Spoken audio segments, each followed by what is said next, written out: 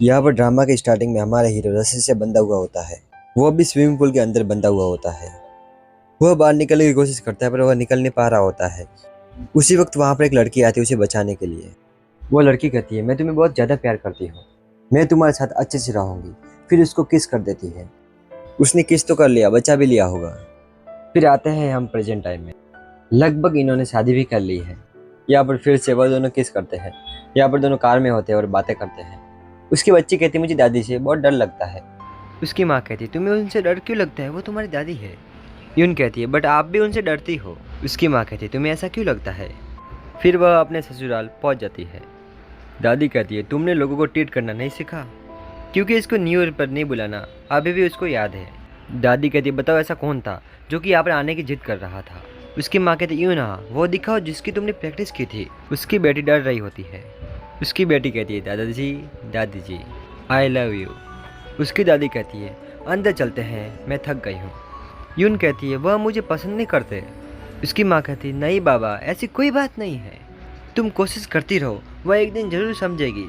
अभी यहाँ पर यून के पापा का बर्थडे होता है। उसकी बेटी और उसकी पत्नी बहुत ही खुश होती है अपने पापा का बर्थडे मनाने के लिए।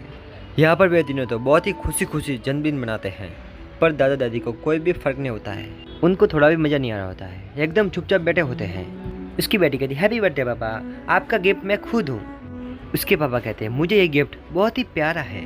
उसकी पत्नी उसे गिफ्ट देती है, कहती है, ये लो मेरी तरफ से। हमारा हीरो कहता है, इसे लाने की क्या ज़रूरत थी। कहता है, मुझे बहुत पसंद आया, थैंक यू। उसकी माँ कहती है, मैं यहाँ पर बैठे हुए बहुत बोर हो चुकी हूँ। कहता है, ऐसा है तो तुम्हें आना ही नहीं चाहिए था, बहानों की कमी तो है नहीं तुम्हारे पास। उसकी माँ कहती है, हम तुम्हें बर्थडे विश भी नहीं करने आ सकते, ऐसा लग रहा है कि तुम्हारी ज़िंदगी बस तुम्हारी हो। लगभग उसकी मम्मी अपने बेटे से काफ़ी नाराज़ है और उसके पापा भी अजीब से हैं। फिर उसकी मम्मी यूना को वापस लेके आती है। यहाँ पर हमारी हीरोइन कहीं जा रही होती है। हमारी हीरोइन कहती है, माफ़ करना, मुझे कुछ काम आ गया है। हीरो की माँ कहती है कि तुम हमसे बदला ले रही हो, क्योंकि पिछले साल हमने तुम्हें शामिल नहीं किया था। हमारी हीरोइन कहती है, नहीं नहीं ऐसा नहीं है, मैं आपके साथ वक्त गुजारना चाहती हूँ। उसकी माँ कहती है, ये मेरे सोच से भी ज़्यादा बेवकूफ़ लड़की है, मतलब कि तुम्हारी बीवी। उनके पापा कहते हैं कि इनको अंदाज़ा नहीं है कि तुम्हारी शादी इतनी टिक सकती है। कहता है, क्योंकि हम एक दूसरे के लिए बने हैं, जीवन और मैं। उसकी माँ कहती है, ये तुम्हारा गंदा पास्ट है, तुम एक कॉप के लिए बने हो। कहती है कि मुझे तो तुम्हारे ऊपर हंसी आ रही है, तुम में इंसानियत आ चुकी है। उसके पापा कहते हैं, हमें सच्चाई बताओगे, ये सवाल हमारे लिए बहुत ही ज़रूरी है। एक बच्चा करने पर तुम्हारे अंदर कुछ खास किस्म के जज्बात पैदा हुए हैं क्या। कहता है, जीवन उसी में यकीन करती है जो वो देखती है, मैं बस उसे वही दिखाता हूँ जो वो देखना चाहती है। मुझ जैसा इंसान जीवन को आसानी से संभाल सकता है, इसलिए आप लोगों को मेरी फिक्र करने की ज़रूरत नहीं है। यहाँ पे अगले सीन में ऐसा होता है कि आज 3 बजे सीढ़ियों से नीचे गिरा पड़ा मिलता है। यह 12 साल का है, नाम है किम इंसियो। सीढ़ियों से नीचे गिरने पर उसके सर से खून बह रहा था। यहाँ पर किम इंसियो हॉस्पिटल में होता है और उसकी माँ भी वहाँ पर ही होती है। यहाँ पर किम इंसियो कहता है, मुझे सीढ़ियों से धक्का देने वाला और कोई नहीं, मेरे पापा ही थे, क्योंकि उसका बेटा काफ़ी मोटा था। यहाँ पर उसके पापा उसको सीढ़ियों से ऊपर नीचे जाने के लिए कह रहे थे। उसका बेटा कहता है, मैं काफ़ी थक गया हूँ। वह कहता नहीं जा सकता। पापा कहते नीचे जा। उसके पापा उसके पेट पे हाथ लगा कर कहते हैं, क्या है ये, खुद से घिन नहीं आती तुम्हें। इंचो, जब भी मैं तुम्हें देखता हूँ मुझे बहुत ही गुस्सा आता है, ये सोचकर कि तुम मेरा बेटा है। यहाँ पर उसके पापा उसे ज़ोर से लात मार देते हैं, जिसके वजह से उसके सर से खून बहने लगता है। उसके पापा कहते हैं, ये झूठ है, झूठ है। इंचो आपसे झूठ कह रहा है, तुम ये कहना चाहते हो तुम्हारा 12 साल का बेटा तुमसे झूठ कह रहा है, तुम्हें अटेम्प्टेड मर्डर केस में फंसाने के लिए। जहाँ से सीढ़ियों से गिरा वहाँ पर ना सीसीटीवी कैमरा था, ना तुम मौजूद थे वहाँ पर, अचानक तुम गायब भी हो गए। उसके पापा कहते हैं, मैं मानता हूँ मैंने उसे सीढ़ियाँ चढ़ने के लिए कहा था, उसके बयान और हकीकत में काफ़ी फ़र्क है। फिर उसके पापा को इंसियो नाम से किसी का कॉल आता है। उसके पापा कहते हैं, तुम मेहनत करो, मैं खाने से पहले आ जाऊँगा। और कहता है कि बस यही सब हुआ था, मेरे दोस्त ने कॉल करके कहा था कि वह कहीं आसपास ही है, इसलिए मैं ड्रिंक करने के चला गया था। तभी अचानक से मेरी बीवी का कॉल आया। डिटेक्टिव, एक बाप अपने बेटे के साथ ऐसा क्यों करेगा, मतलब ये बहुत अजीब सी बात है। वहाँ पे एक कहता है कि तुम्हें लगता है कि वह अपने बच्चे के साथ ऐसा करेगा, मुझे तो लगता नहीं कि ऐसा कर सकता है वो। डिटेक्टिव कहता है, 80% चाइल्ड अब्यूज़ माँ बाप की वजह से ही होता है। जीवन कहती है कि वह कहती है, मेरे हिसाब से सांगजिन बेकसूर है। वह कहती है, क्या तुमने उनके स्लीपर्स देखे हैं, ध्यान से देखो, जो उन्होंने पहन रखा है वह उनके खुद के तो नहीं लगते। और उसके बाद वह डिनर के बीच से ही भाग गए। ये सुनते ही कि उनका बेटा जख्मी है और देखो उनके एक मोजे पर मिट्टी भी लगी है। हड़बड़ी में एक चप्पल शायद उतर गई होगी क्योंकि वह उनके साइज़ की नहीं है। यहाँ पर वे उसके बच्चे की माँ से सवाल पूछते हैं, क्या आपके पति ने आपके साथ कभी सख्त बर्ताव किया है? क्या कभी आपको गुस्सा दिखाया है?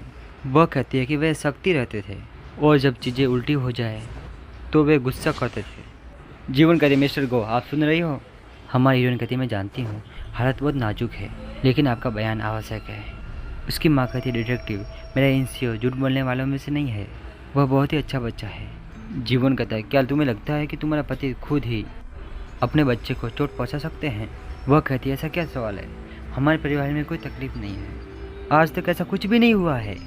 मैं नहीं जानती कि ये सब क्यों हो रहा है, आखिर क्यों? जीवन कहती है, हमारे पास एक सवाल और है, क्या आपके बेटे के साथ कोई इंश्योरेंस है? वो कहती है कि हाँ। उसकी माँ कहती है, ऐसा क्यों पूछा?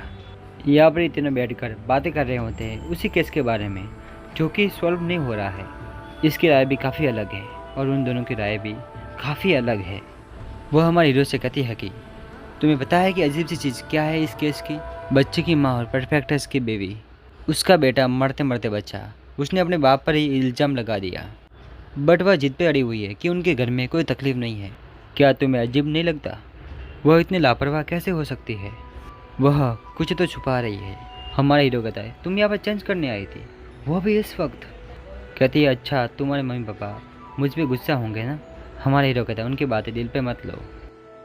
मुझे एक बात समझ में नहीं आती, आखिरकार वह मुझसे इतनी नफरत क्यों करते हैं? मैं नफरत करने वाली चीज़ तो नहीं हूँ ना? यहाँ पर जीवन हमारे केस को समझ रही होती है। यहाँ पे हमारा हीरो अपनी बेटी को स्कूल पहुँचाने आया होता है। उसके पापा कहते हैं, अंदर जाके एंजॉय करना योन। मिस कहते हैं, ना तुम्हारी मम्मी कितने लकी है, तुम्हारे पापा इतने अच्छे होने के कारण इतने कमाल के कुक और हैंडसम भी बहुत है। और कहती है, ऊपर से मजाकिया भी है। यून कहती है कि पापा बाय बाय। हमारा हीरो कहता है, उसे कॉल कर लीजिए। उसकी माँ कहती है, तुम बताओगे मुझे क्या करना है? हमारा हीरो कहता है, मैं बस आपको सही रास्ता दिखा रहा हूँ। तुम मुझे कह रहे हो तुम्हारी बीवी को मैं फ़ोन करके मैं फिर से नाटक करूं? हमारा हीरो कहता है, आप हमेशा उसे बीच में लटका देती है और उसे लगता है वह कोशिश करेगी सब ठीक हो जाएगा। देखिए उसके अंदर कोई भी उम्मीद पैदा मत होने दीजिए। तुम ये चाहते हो मैं तुम्हारी बीवी के सामने अपना चेहरा भी नहीं लाऊं? उसकी मम्मी कहती, तुम्हारे ऊपर मेरा भी हक है, समझे तुम? तुम्हारी ज़िंदगी पर मेरा भी हक बनता है। कहता है, देखो माँ मेरी ज़िंदगी आपकी है। कहता है, जैसे आप जीवन को जानती हो उसके करीब रहना ठीक नहीं है, आप उसे बेवकूफ़ नहीं बना सकती जिस तरह मैं उसे बेवकूफ़ बनाता हूँ। जिस दिन इंसियो सीढ़ियों से नीचे गिरा था, ये लड़का 6 से 5th फ्लोर के बीच में लिफ्ट में पाया गया था। देखते हैं, इससे पूछते हैं, इसने कुछ देखा होगा। यहाँ पर डिटेक्टिव एक डॉक्टर से मिलने आते हैं। वह कहता है, मुझे लगता है कि इसी लड़के के बारे में बात हो रही है। वह कहती है, हम भाई बहन की तरह है, सांग जिन और मैं एक ही वर्सिटी क्लब में थे। अच्छा तुम मतलब एक ही वर्सिटी क्लब में थी जब तुम किंग सांग जिन से मिली थी? वह कहता है, अगर तुम्हें कुछ भी याद आए तो बताना, मैं तुम्हें अपना कार्ड देके जाता हूँ। यहाँ पर वह उस लड़के को बेवकूफ़ बना के उसका मोबाइल लेके चला जाता है। यहाँ पर केस सॉल्व करने के लिए उनका मोबाइल खोल के उनका फ़ोटो देखना चाहता था। यहाँ पर उसको जैसा शक था वैसा ही हुआ। उसके बच्चे के पापा की फ़ोटो किसी और लड़के के साथ होती है जो कि यह सही नहीं है, इसलिए उसके कपड़ों से खुशबू आ रही थी जैसे उस लड़की के कपड़ों से आ रही थी। फिर उसके बच्चे की माँ उठ जाती है। जब उसकी माँ मल्टीविटामिन की गोली खाने वाली होती है तब उसकी माँ को उस डिब्बे के अंदर कॉकरोच दिखता है जिसमें गोलियाँ रखी होती है। तो उसकी माँ डर जाती है और सारी गोलियाँ फेंक देती है। कहती है कि मैं रोज़ विटामिन की गोली लेती हूँ और मुझे डिब्बे के अंदर कॉकरोच मिला। जीवन कहती है, वह अपने आप उसमें जाए ऐसा पॉसिबल नहीं है। उसकी माँ को एक फ़ोटो दिखाते हैं। कहते हैं कि क्या तुम इसे जानती हो? वह कहती है कि यह 12वें फ्लोर पर रहता है और इसका नाम ज्यून था। वह कहती है, डिटेक्टिव मेरे पति ठीक तो है ना? वह कहती है, मैं अपने पति और बेटे के बिना नहीं रह सकती, मैं भीख मांगती। वह काफ़ी दुखी होती है बट उसका पति किसी और के साथ अफेयर कर रहा था। उसकी पत्नी काफ़ी ज़्यादा दुखी होती है। यहाँ पर हमारा हीरो काम कर रहा होता है। यहाँ पर हीरो जहाँ काम करता है वो वहाँ पर आ जाता है। वह उसकी शक्ल देखकर कहता है कि अरे तुम? कहता है कि तुम ह्यूसो हो। कहता है कि तुम ही हो ना? क्या तुम्हें मैं याद हूँ? क्यों वुजिन? कहता है कि तुम ही हो ह्यूसो, बट मैं बैग ही सियोंग से मिलने आया था। मिस्टर बैग यहाँ नहीं है ना? वह मिस्टर जीवन के पति है। हमारा हीरो कहता है, तुम एक दूसरे को जानते हो? डिटेक्टिव जीवन, क्या तुम मुझे जानते हो? वह कहता है कि हाँ शायद। हमारा हीरो कहता है, चाय पीना चाहोगे? मैं काफ़ी अच्छी चाय बनाता हूँ। तुमने उनके पत्नी को बताया क्यों नहीं? तुम्हें उन पर तरस आ रहा था ना? जीवन कहती, ध्यान से सुनो, इस अफेयर से उस केस का कोई वास्ता नहीं है। यहाँ पर वे दोनों चाय पीते पीते बातें कर रहे होते हैं। कहता है कि ताकि इसलिए कि हम एक साथ बड़े हुए हैं, एक ही इलाके में। कहता है कि आज गर्मी ज़्यादा है, पसीने छूट गए। हमारा हीरो कहता है सच में? मुझे तो ऐसा कुछ भी नहीं लग रहा। हमारा हीरो कहता है तुम अभी छुपाओ मत। जब तुमने मुझे देखा और तुम्हारे दिमाग में आया था वह सवाल मुझे बोल दो। वह कहता है कम ऑन, ऐसा कुछ भी नहीं है। वह कहता है मुझे चलना चाहिए, अब मुझे कहीं जाना है। हमारा हीरो कहता है मुझे पता है तुम जर्नलिस्ट हो और तुम सवाल का जवाब जानना चाहते हो। हमारा हीरो कहता है आओ और पूछ लो। वह कहता है लेकिन मेरा मानना है कि मैं पक्की जांच के बिना उस पर यकीन नहीं करता। तुम्हारे बारे में जो अफवाह है वो मेरे लिए अभी तक अफवाह ही है। यूनसू, मुझे नहीं पता कि तुम जानते हो या नहीं, 18 साल पहले जब तुम टाउन से गायब हुए थे तभी वहाँ पर खून हुआ था गाँव के मुखिया का। उनकी लाश मिली थी। हीरो कहता है तो क्या? वह कहता है क्या तुम्हारा उससे संबंध था, बताओ। यहाँ पर जीवन और वो उस लड़के से पूछते हैं कि कहता है कि वो कल सीरो मेरे हाथ से निकल गया था। फिर सीरो उस पर भोंकने लगता है। कहता है कि सीरो ने एक बार पहले भी इंसियो को काटा था, इसलिए इंसियो उससे काफ़ी डरता था। फिर यहाँ पर इंसियो पीछे देख नहीं पाया, सीढ़ियों से पैर फिसला और वहाँ नीचे गिर पड़ा और उसके सर से खून बहने लगा। उसकी माँ कहती है ये बात मुझे पहले ही बतानी चाहिए थी तुम्हें। वह बच्चा कहता है कि अगर मैं बताता। इंसियो की मम्मी ने कहा था कि वह सीरो को छोड़ेगी नहीं, इसलिए मैंने आपको नहीं बताया। वो आंटी कहती है इंसियो की मम्मी बहुत ही गुस्सैल और स्ट्रिक्ट थी, इसलिए शायद मेरे बेटे ने कुछ नहीं कहा होगा। यहाँ पर जीवन दूसरे डिटेक्टिव को बताती है कि वह सीरो नाम का कुत्ता था, उसके पापा नहीं थे। यह बात बहुत ही डिटेल में है और भरोसे के लायक है। वह कहता है इंसियो नाम के बच्चे ने ऐसा झूठ क्यों कहा होगा हमसे। डिटेक्टिव उनसे कहता है कि तुम घर जा सकते हो, हमें गवाह मिल चुका है। हमारा हीरो कहता है सभी यही मानते हैं मैंने उनका खून किया है ना, तुम और गाँव के बाकी लोग और पुलिस भी। किममुन कहता है कि तो उन्हें मर्डर वेपन तुम्हारे बैग में से कैसे मिला और उन्हें अब तक तुम्हारी तलाश क्यों है? अगर तुम सच में बेकसूर हो तो पुलिस में जाकर नाम हटा दो। तुम्हें ये कैसे पता कि उन्हें मेरी तलाश है? मेरा पीछा कर रहे थे, बताओ क्यों? वो कहता है मैं बस किसी से सुना था, मैं जर्नलिस्ट हूँ ना इसलिए। वह कहता है कि अब मुझे जाना चाहिए, चाय के लिए तुम्हारा शुक्रिया। हीरो कहता है कि अब क्या करोगे? तुम पुलिस स्टेशन जाकर बताने वाले हो ना कि तुम 2 यूनसून से मिल के आए हो जिसने गांव के मुखिया का खून किया था। तुम ऐसा ही करने वाले हो ना? वह कहता है कम ऑन, मैं ऐसा क्यों करूँगा, मुझे दूसरों की ज़िंदगी में कोई दिलचस्पी नहीं है।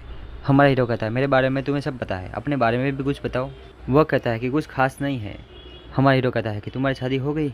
वह कहता है कि आजकल अकेले ज़िंदगी जीने का ही ट्रेंड है, वह मैं ट्रेंड के साथ ही चलता हूँ। मुझे देर हो रही है, मुझे जाना होगा। तुम अखबार के बारे में लिखते हो ना, तुम्हारे ऑफिस में ज़्यादा काम तो होता नहीं होगा। जब वह विटामिन की दवाई लेने आई होती है, जो मिस गो दवाई ले रही होती है, वही सेम दवाई वहाँ पर पड़ी होती है जो कि नीचे गिरा दी गई थी और उनकी दवाई का कलर वाइट था, बट इस दवाई का कलर तो पीला है। तब यहाँ पर जीवन को सब कुछ समझ में आ रहा होता है कि यह किस वजह से हो रहा है। इंसियो के पापा भी वहाँ पर ही होते हैं, तभी जीवन वहाँ पर आ जाती है। इंसियो से जीवन कहती है कि तुमने ही दवाई के अंदर कॉकस डाला था ना, क्योंकि तुम्हारी मम्मी दवाई खा ना सके, तो तुम्हारे झूठ बोलने के पीछे कोई ना कोई वजह होगी। यहाँ पे इंसियो अपनी मम्मी को बाहर जाने के लिए कहता है और उनके पापा को भी बाहर जाने के लिए कहता है। उसका बेटा कहता है मेरे पापा अच्छे हैं, मेरे साथ में तो है। वहाँ पर एक लड़की आती है और कहती है इंसियो तुम यहाँ पर हो? यहाँ पर इंसियो को थोड़ा अजीब सा लगता है। जब इंसियो अपने पापा के पास आ रहा होता है तो वे कपल्स की तरह एक दूसरे के साथ में होते हैं। इंसियो ये सब कुछ देख लेता है। वहाँ पर वह लड़की उसकी पत्नी के लिए दवाई लाई होती है। वह लड़की कहती है इससे कोई प्रॉब्लम नहीं होगी, जब वह दवाई लेना छोड़ देगी तो वह ठीक हो जाएगी। इंसियो के पापा कहते हैं एक दिन मैं पकड़ा गया था क्योंकि मेरे शर्ट पर लिपस्टिक लगी हुई थी, उसने देख लिया था। तभी भी उसकी पत्नी कहती है कि मैं गलत सोच रही हूँ। वो लड़की कहती है कि तुम मुझसे पेपर पे साइन करवा लो। इंसियो कहता है मैंने बहुत बार बताना चाहा पर मैं नहीं बता पाया। मैंने इसलिए ऐसा किया कि पापा अगर मेरे साथ बुरा करेंगे तो मेरी माँ को कम बुरा लगेगा, इसलिए मैंने ऐसा सब किया, झूठ बोला। जीवन कहती तुम एक वकील हो तो तुम्हें पता होगा ऐसे जुर्म करने की सज़ा क्या होती है। पहली बात तो तुमने अपने वाइफ को ड्रग्स दिया। यहाँ पर उसके पापा को गिरफ्तार कर लिया जाता है। हमारा हीरो उसे एक गिफ्ट दे रहा होता है। वह कहता है इसकी क्या आवश्यकता है? हमारा हीरो कहता है तुम इसे रिश्वत समझ के रख लो, अपना मुंह बंद करने के लिए। वह कहता है मेरे होठ छिले हुए हैं, फिक्र की कोई बात नहीं। वह कहता है तुम यहाँ पर एड्रेस लिखोगे, मैं तुम्हें कोरियर कर दूंगा। फिर यहाँ पर हमारा हीरो पहले दरवाज़ा बंद करता है। यहाँ पर माइक में म्यूजिक फुल करता है ताकि बाहर आवाज़ न जा सके। यहाँ पर हमारा हीरो उसे पीछे से पकड़ लेता है ताकि वह बाहर जाकर अपना मुंह न खोल सके। यहाँ पर जीवन घर आ रही होती है, तभी हमारा हीरो भी वहाँ पर ही होता है। यहाँ पर यून अपने माँ को आते हुए देख लेती है, तभी यून काफ़ी खुश देख रही होती है। हमारे हीरो ने उसके मुंह पर पट्टी लगा दी होती है जिससे कि वह चिल्ला ना पाए और उसके हाथ पैर बांध दिए होते हैं। उसे किसी बंद जगह पर बंद कर दिया होता है। एपिसोड 1 यहाँ पर ही ख़त्म होता है। इस सीन में हमारी हीरोइन कुछ काम कर रही होती है। ये उस समय का सीन है जब वह शादी से पहले उसके पास आया था। वो उससे कहती है तुम अपनी आईडी दिखा सकते हो। कहती है कि तुम तो 1992 में पैदा हुए हो, बट तुम तो यंग दिख रहे हो। अगले सीन में हमारी हीरोइन सोई हुई होती है। हमारा हीरो मोबाइल पे वीडियो देख रहा होता है कि खुश कैसे रहा जाता है। वह ऑनलाइन पर वीडियो देख रहा होता है। यहाँ पर थोड़ी देर के बाद हमारा हीरो खाना बनाना शुरू कर देता है। वह खाना बनाने में बहुत ही अच्छा होता है। यहाँ पर जीवन उसके पास आ जाती है। वह कहती है मैंने सपना देखा, हमारी पहली मुलाकात का सपना। फिर उसकी पत्नी उसके खाने की तारीफ करती है। यहाँ पर हमारी हीरोइन यून को नहला कर लेके आती है। उसकी बेटी पूछती है माँ बड़ा कौन है, मैं या सोयोंग। जीवन कहती है यह सोयोंग है कौन? आप मेरे बालों को मशीन से करते हो तो बहुत गर्म लगता है, पापा अच्छे से करते हैं। फिर वह पापा के पास हेयर ड्रायर ले जाती है। यून कहती है पापा मेरे बाल सुखा दो। हमारा हीरो कहता है मम्मी कहाँ पर है? मम्मी ने कहा है कि बताना मत। तुमने कहा था ना हम एक दूसरे से कुछ भी नहीं छुपाएंगे। वह आपकी वर्कशॉप साफ कर रही है। यहाँ पर अभी तक उसके मुंह पे पट्टी बांधी हुई होती है। वह तड़प रहा होता है, अपने हाथों को खोलने की कोशिश कर रहा होता है। यहाँ पर हमारा हीरो अपनी वर्कशॉप की तरफ जाता है।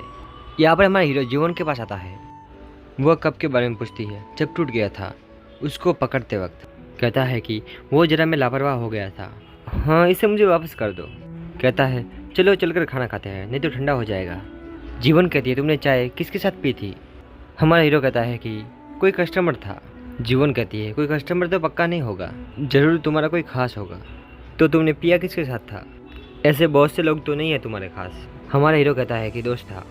जीवन कहती है कि कौन दोस्त, क्या वो हमारी शादी में भी आया था? कहता है कि नहीं, स्कूल का पुराना दोस्त था, हम अचानक से एक दूसरे से मिल गए। वो कहती है सच में? तुमने तो कहा था तुम्हारे स्कूल में कोई दोस्त नहीं है। कहता है हाँ, काफ़ी समय के बाद मिलकर उससे अच्छा लगा। वो अपने आप को खोलने की कोशिश कर रहा था। यहाँ पर एक घर में एक लड़की आती है और कहती है कि दादी मैं हूँ। दादी तुम कहाँ पर हो, दरवाज़ा भी बंद नहीं किया। पर यहाँ पर दादी का खून हो गया था। थोड़ी देर के बाद वहाँ पर डिटेक्टिव आ जाते हैं। वहाँ पर जीवन भी आई होती है। कहता है कि इनका थंबनेल्स क्यों गायब है? जीवन कहती है ये बहुत अजीब सी बात है। ये कहता है कि ये तो सीरियल किलिंग्स है, इनके दोनों थंबनेल्स निकाल दिए गए हैं। वही सेम सीरियल मर्डर्स जो कि ह्यूंजू में 2002 में हुआ करते थे। 7 लोगों की जान गई थी, उनके भी थंबनेल्स गायब थे। जीवन कहती है कि 18 साल पहले किए गए खून की नकल क्यों की होगी, बताओ क्यों? यहाँ पर हमारा हीरो उसके पास जाता है और उसके मुंह की पट्टी खोल देता है। वो उससे कहता है कि ह्यूंसू तुम ऐसा क्यों कर रहे हो, बताओ मैंने ऐसा क्या किया है तुम्हारे साथ? तुम जानते हो ना ये क्राइम है, मत करो ऐसा। ह्यूंसू कहता है याद है तुम्हें 18 साल पहले तुम मेरी जगह पर थे और मैं तुम्हारी जगह पर था। पहले उसने ह्यूंसू को पेड़ से बांध दिया था। वो कह रहा था कि दो ह्यूंसू तुम्हें लगता है कि तुम पंगा लेकर बच जाओगे? ह्यूंसू ने कहा था कि जब मौका मिल रहा है मार ले तुम मुझे, अगले टाइम में मैं तुम्हारी बुरी हालत करके छोड़ूंगा। सच में तुमने देखा था ना अपने बाप को उसका खून करते हुए? क्या तुम्हें सच में नहीं पता तुम अनजान बनने का नाटक कर रहे हो? यह अफवाह है या सच? तू भी उसमें शामिल था। 18 साल बाद आखिर तुम्हारी बारी आ गई। यहाँ पर ह्यूंसू अपने हाथ में हथौड़ी लेता है, उसके गाल पे रखता है। ह्यूंसू कहता है अगर दर्द होगा तो चिल्लाना मत, क्योंकि तब मुझे मारने में और मज़ा आएगा। बचपन में वही डायलॉग मुनजिन ने उससे कहा था। मुनजिन कहता है कि हम बच्चे थे तब, सब उस दौर से गुजरते हैं, मैं अकेला तो नहीं था ना। ह्यूंसू कहता है मजाक कर रहा हूँ, अगर मुझे तुम्हें मारना होता तो मैंने तुम्हें कब का मार दिया होता। पीठ पर निशान है, लगभग लाश 8 से 9 घंटे ज़मीन पर पड़ी थी। डॉक्टर कहते हैं इसे चाकू से मारा गया है। वे सभी उसी खून के बारे में बात कर रहे होते हैं कि उसको चाकू से किस तरह मारा गया होगा और उसे किस लिए मारा गया होगा। यहाँ पर वो अपने चिप को फ़ोन करता है और फ़ोन पे कहता है चिप मैं आज काम पर नहीं आ पाऊँगा, कल पक्का आ जाऊँगा। ह्यूंसू कहता है कि वीकली है तो तुम्हारी डेडलाइन जरूर फ्राइडे होगी, लगभग तुम्हारी मिसिंग रिपोर्ट फाइल होने में 3 दिन बाकी है। वो कहता है कि ह्यूंसू मेरी बात सुनो, मुझे कुछ कहना है। ये बेसमेंट मिस्टर बैग की वर्कशॉप की है ना, और तुम यहाँ पर एम्प्लॉय हो ना? और कहता है कल मैंने यहाँ पर मिस्टर बैग से मिलने का वादा किया था, उनकी बीवी ने मुझे उनके बारे में बताया था। मिस्टर बैग की बीवी पुलिस ऑफिसर है और क्राइम डिवीज़न में भी, कुछ ही पलों में तुम पकड़े भी जाओगे। ह्यूंसू कहता है कि प्यारे मुजिन तुम अब भी नहीं समझे क्या, तुम यहाँ पर मेरी कैद में हो। तुम्हें क्यों लगता है मैं एक बड़ा खूनी हूँ जो कई सालों से पुलिस को चकमा दे रहा है? मुनजिन कहता है यह मत कहना कि तुम ही बैग ही सियोंग हो। क्या तुम ही पति हो चा जीवन के? तुमने तो मुझे कहा था कि तुम्हारे गांव की चिप का मौत का तुमसे कोई संबंध नहीं है। वह कहता है कि तुम सच जाना चाहते हो, पर इसका खामियाजा तो भुगतना पड़ेगा तुम्हें। मुंजिन कहता है कि दरअसल मुझे और कुछ जानना ही नहीं है। यूनसु कहता है दरअसल सच कहूँ तो मैं जानता हूँ कि गांव के चिप का खून किसने किया। वो खून जिसने भी किया वो मैं था। तुम बिल्कुल सही थे। वीडियो के हिसाब से बचपन में उसने ही चिप का खून किया था। उसने गर्दन पर चाकू से वार किए थे। उसकी बहन मना कर रही थी, तुम ऐसा नहीं कर सकते, यह सही नहीं है। कहती है यह मुझे दो, यह चाकू मुझे दो, तुम ऐसा नहीं कर सकते ह्यूनसु। ह्यूनसु कहता है मैं तुम्हें चाकू नहीं दे सकता, मुझे बहुत ही अच्छा महसूस हो रहा है। ये सब करके उसे अच्छा लगता है। वह कहता है जीवन देखो ये मिल गया, यह मिस्टर किम वुन जिनके कुछ वीकली सीरीज की तस्वीरें हैं। वह आज तक के खूंखार खूनियों को कवर कर रहा था। जीवन कहती है तुम्हारा मतलब है कि खूनी ने इसे पढ़ा और इसकी नकल की। यहाँ पर ह्यूनसु अपना फ़ोन बैग में स्विच ऑफ करके रख देता है ताकि उसके पास किसी का फ़ोन ना आ सके, क्योंकि मुन जिनका फ़ोन उसने ले लिया होता है। वो लड़का उस लड़की के पास आकर कहता है कि मेरी माँ का अकाउंट बुक तुम्हारे पास है तो जल्दी वापस करो। वो कहती है मैं नहीं जानती, मुझे अकाउंट बुक के बारे में कैसे पता होगा।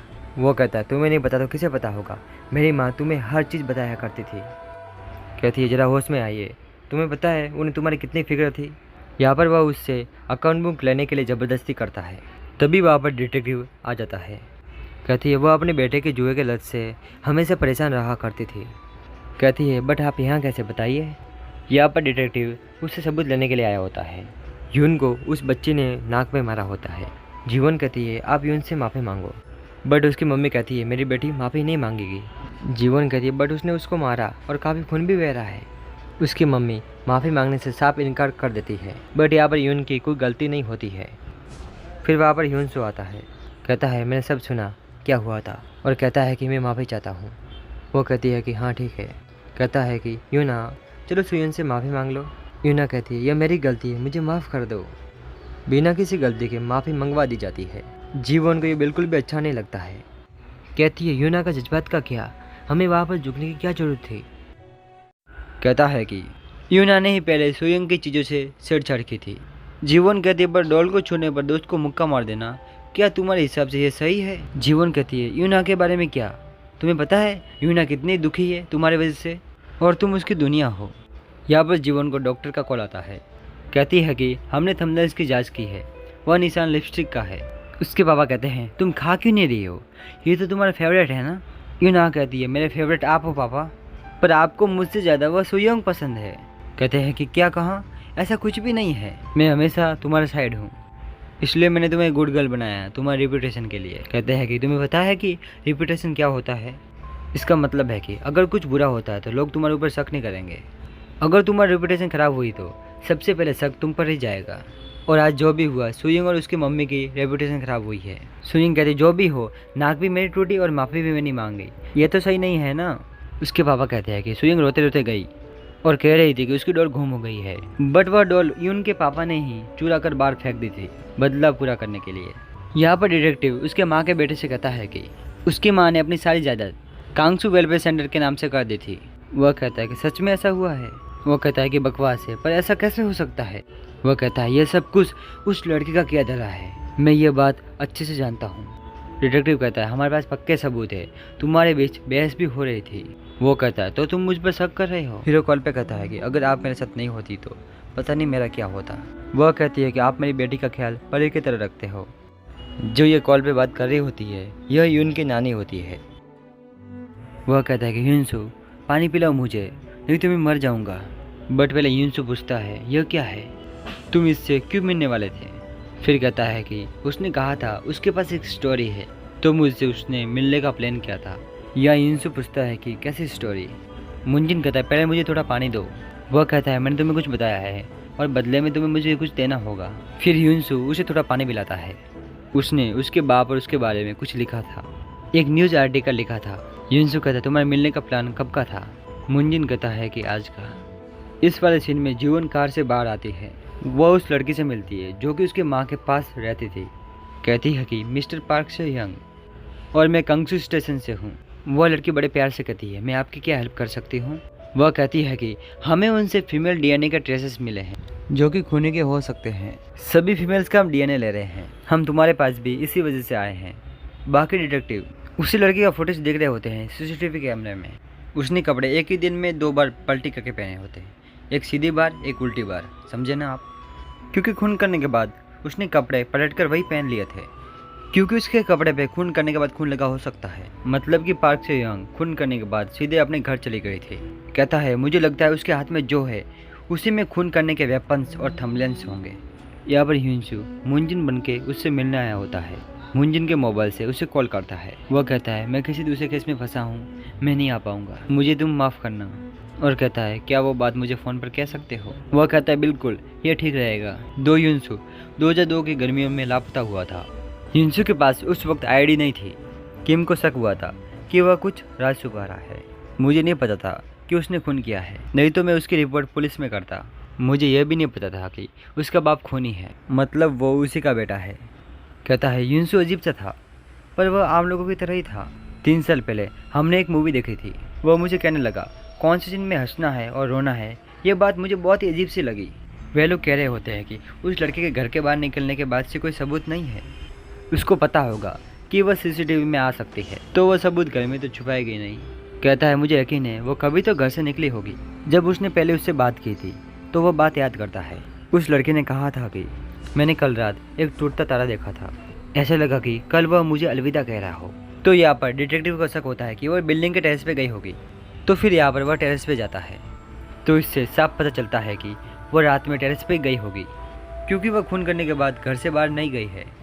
वीडियो के हिसाब से वह रात में आई थी। यहाँ पर जो सामने ढक्कन दिख रहा है वह उसने खोला, जो उसके हाथ में था वो वहाँ पर फेंक देती है, जिससे कि किसी को पता न चले। यहाँ पर हमारे डिटेक्टिव को वह सामान मिल जाता है। जब मुंजिन उस पर शक करती है तो उस लड़की का व्यवहार बदल जाता है। कहती है प्लीज़ मेरे रास्ते से हटो, मेरे काम में दखल मत दो तुम। जीवन कहती है सच कहूँ तो मैं बहुत हैरान हूँ, क्योंकि तुम में बिल्कुल घबराहट नहीं है। वह कहती है क्योंकि मैंने ऐसा कुछ किया भी नहीं है। उसी वक्त जीवन का कॉल आता है। वहाँ पर उसी थैले में खून करने का चाकू और थंबनेल्स मिल जाते हैं। डिटेक्टिव कहता है मुझे कुछ मिला है। जीवन कहती है कि हाँ ठीक है। जीवन उस लड़की से पूछती है तुमने उनको क्यों मारा? वो लड़की कहती है कि वहाँ पर सीढ़ियाँ बहुत थी। यहाँ पर वह उनसे उस डॉक्यूमेंट पर फिंगरप्रिंट लगवाती है और यहाँ पर वह सेब काट रही होती है। दादी कहती है मुझे ये उलझे काम बिल्कुल पसंद नहीं है, कागजात या वकालत तुम ही संभालना सीख जाओ। वह कहती है कि ठीक है। दादी कहती है मुझे तुमसे कोई शिकायत नहीं, जब तुम बातें करने के लिए यहाँ पर रोज आती रहोगी, तुम मेरी पोती के रूप में। अगर वो होती तो मुझे कुछ नहीं चाहिए था। सियोंग कहती है हर रोज आऊँ क्या? दादी कहती सियोंग क्या तुम मेरी पेट खुजला सकती हो? तुम बहुत ही अच्छी मसाज करती हो। वह कहती है कि मेरे मन में दहशत बैठ गई, मुझे ये सीढ़ियाँ उतरनी और चढ़नी पड़ेगी रोज़। मेरा खून उबलने लगा। इन सब की वजह से वह अपनी दादी को मार देती है और वह खुद कॉल करती है कि मेरी दादी का खून हो गया है। वह कहती है अरे तुम मुझे इस तरह से क्यों घूर रही हो? जीवन कहती है कि तुम सिर्फ इस कारण किसी की जान कैसे ले सकती हो? वह कहती है तुम जानती हो हमारे जैसे इस दुनिया में 3% लोग हैं, क्या पता तुम्हारे आसपास भी कोई ऐसा हो?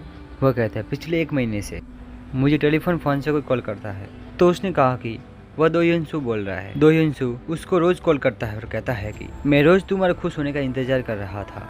वह कहता है वह दो ह्यूनसू के अलावा और कोई नहीं हो सकता। दो ह्यूनसू कहता है ऐसा क्यों? कहता है कि कई साल पहले मैं पैसे के पीछे पागल था और मैंने उसके साथ कुछ गलत किया था, क्योंकि उसने दो ह्यूनसू को चाकू से मारने की कोशिश की थी। एक बार तो उसको मार भी दिया था। दो ह्यूनसू कहता है तुम क्या कर रहे हो? वह कहता है मुझे तुम्हारे पैसे चाहिए, मुझे भी तुम्हारी तरह बेहतर जिंदगी जीनी है। वह पैसे के लालच में ऐसा कर रहा था और कहता है कि दो ह्यूनसू मुझे बदला लेना चाहता है और वह कहता है उस पर शक मत करो, दो ह्यूनसू अब मर चुका है, अपने काम पे ध्यान दो और इसको भूल जाओ। यहाँ पर जीवन उस लड़की को 3-4 थप्पड़ मारती है। 3-4 क्या बहुत बार मारती है। कहती है तुमने बूढ़ी और कमजोर औरत की जान ले ली, तुमने बहुत बड़ा काम कर दिया। यहाँ पर वह लड़की माफ़ी मांगती है और कहती है कि मुझे छोड़ दो, रोते हुए कह रही होती है। फिर जीवन उसको हथकड़ी पहनाकर गिरफ्तार कर लेती है। फिर यहाँ पर दो ह्यूनसू अपनी मम्मी के पास आता है। उसकी मम्मी कहती तुम यहाँ पर बिना कॉल किए आ गए? दो ह्यूनसू कहता है मुझे बस आपसे मिलना था। दो ह्यूनसू अपनी माँ से नींद की गोली लेने आता है। तो यहाँ पर बारिश हो रही होती है, वह दोनों साथ में होते हैं और वह दोनों कुछ बातें कर रहे होते हैं। जीवन कहती है आज मुझे कुछ अच्छा खाना है, आज तुम मेरे लिए पैनकेक बनाओगे।